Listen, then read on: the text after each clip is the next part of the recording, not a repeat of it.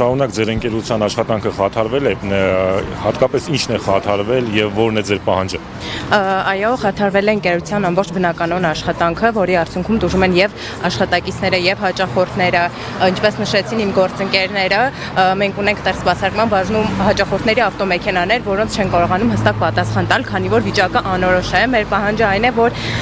մեկ շաբաթը նշեմ, որ քիչ ժամանակ չէ փակվելու համար, չաշխատելու համար եւ մեր պահանջը նա է, որ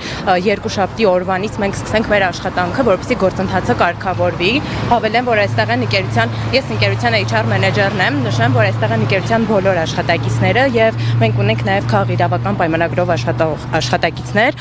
ովքեր տվյալ պահին երկրում չեն, բայց իրենց աջակցությունը այնտեղից մեզ հայտնում են, այսպես ասած։ Հուսանք կկարգավորվի ամեն ինչ, երկուշաբթի օրվանից կանցնենք մեր բնականոն աշխատանքին եւ մեր հաճախորդները նաեւ գոհ կլինեն եւ մենք իմանանք ինչ պատասխան տանք, քանի որ շատ անորոշ է վիճակը։ Իմիջային առումով սա որքանով է հարված ընկերությանը։